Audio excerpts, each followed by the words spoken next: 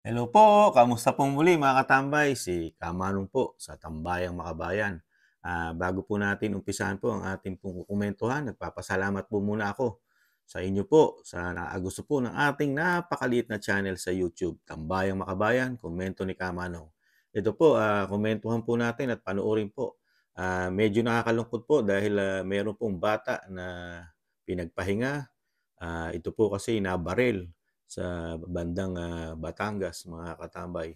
At walang atubili po na pinuntahan po agad ng ating Vice President at Secretary po ng DepEd, si Vice President Sara Duterte. Ito po, panoorin po natin ang paikiramay po ng ating Vice President sa estudyante po, mga katambay.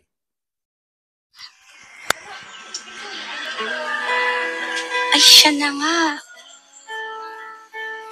Ang bait eh. Kabait. Maraming daan na mula pa noon ay napupulan ng ating Pangulo. Tunay na may pagpapahalaga. Morning po, ma'am. Morning po, ma'am. Ito ay nakikita at ating nasaksihan. Ito pala ang simula. Ipapatuloy ng isang anak, isang tugon, isang lahit, isang bansa. Tayong lahat ay narito para sa kaniya.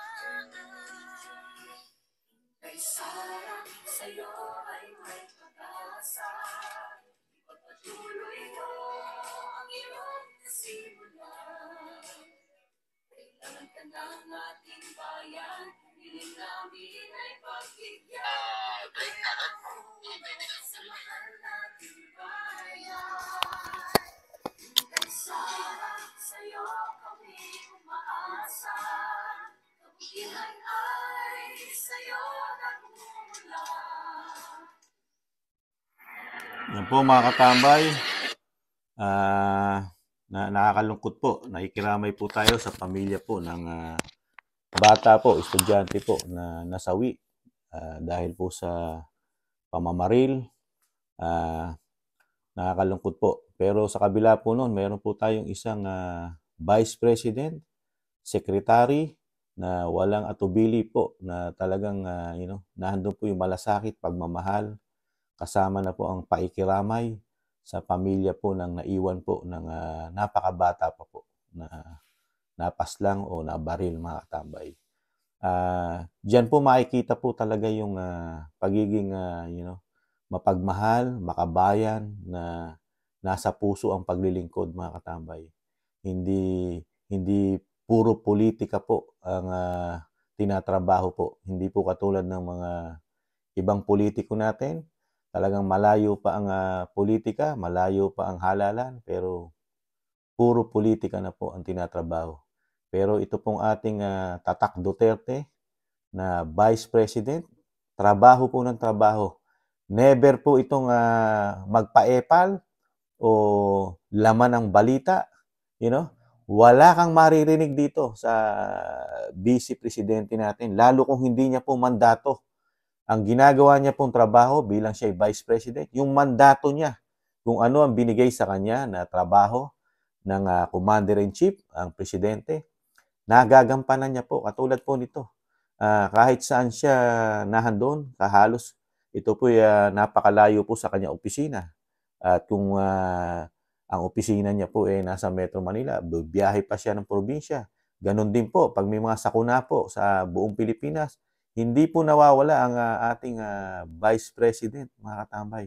Lagi pong halos nauna pa sa mga response po ng ating Pangulo, mga katambay. Kasi nakikita po ng mga Pilipino kung sino talaga ang naglilingkod. Nararamdaman po yan. Hindi po ang paglilingkod, nakikita lang natin sa salita ng mga media, mga reporter, mga vlogger, na talagang pilit nilang pinababango yung kanilang sinasabing meron silang allowances di umano na sinasabi ni Senadora Amy Marcos. Bumabango lang sa kanila ang kanilang mga politikong inaangat sa kanilang mga vlog, sa kanilang news. Dahil nga daw may allowances, di umano, mga katambay. Pero ito po, talagang makikita po natin yung talagang dugo ng paglilingkod sa bayan, pagmamahal sa mga Pilipino, sa mahihirap, at sa lahat ng klase ng uri ng ng lipunan sa ating bayan. Basta nangangailangan ng tulong, talagang walang ipinipili po ang Tatak Duterte. Nakita po natin kasi yung pamamahala nila sa Davao. Talagang naging malinis, disiplinado, maunlad na probinsya na nahandon ng istorya ng kanilang probinsya na lugmok sa kahirapan. Pero ngayon, sa buong Pilipinas, nasa top 10 na po ang probinsya ng Davao. Ganun po katindi ang kanila pong political will at pagmamahal sa bayan, lalo po siyempre sa kanilang probinsya na talagang nagiging pamoso na po ang kanilang lugar. Sa kalinisan, nandun na po ang safety ng mga kababayan nila sa Davao. At hindi po natin lingid na siyempre nalalaman din natin sa mga balita na talagang progresibo rin po ang ekonomiya ng Davao. Nagdadagsaan po ang mga kapitalistang malalaki po sa Davao noong mga nakaraang vlog din po natin, di ba? Napakarami po mga banyaga na direktang namumuhunan sa Davao. Kaya po umuunlad po ang probinsya ng Davao. At ganun din po, ibalik tanaw lang natin, nung pamamahala po ng kanyang ama, ganyan-ganyan po ang malasakit po ng kanyang ama, di po ba? Pagka may nasasakuna na kanyang mga nasasakupan, lalo ang pagiging commander-in-chief niya, di po ba mga katambay? Nahandun din ang dating Pangulong Duterte, di ba? Sa mga kasundaluhan natin, kapulisan, kahit saan sulok man yan ng bansang Pilipinas. Pinupuntahan po ng dating Pangulong Duterte dahil nahandun yung kanyang, pakikiramay, pagmamahal, sympathy sa mga kapwa Pilipino natin, di po ba? At bilang leader, commander-in-chief, pinakikita niya kung paano niya suportahan ang yung kanyang mga kawal, mga taong gobyerno na sumusunod sa batas, di ba? Naglilingkod, nagpapatupad ng batas, di ba? Ito naman po, nakita po natin, bilang sekretary ng DepEd, ito po ay estudyante, bata, mag-aaral. Pero nahandyan ang isang ina na sekretarya, na nairamay, nakidalamhati, at siyempre naghatid na rin ng kahit papaanong tulong sa pangangailangan po ng naiwan ng estudyante po. Siyempre po, nandiyan na po yun. Automatic na po yun, di po ba? Kaya hirap na hirap po ang mga politiko kung paano po nila pababagsakin ang isang working hard na isang vice president na puro trabaho, hindi pamumulitika. Kasi tama naman ang sinasabi ni BP. May panahon para sa politika. Merong panahon. At hindi natin hawak, lagi yung sinasabi, hindi natin hawak ang bukas. Di ba? Hindi natin alam kung bukas gigising pa tayo. Kaya kung ano ang trabaho niya, ginagampanan niya na. Kasi may panahon para sa politika.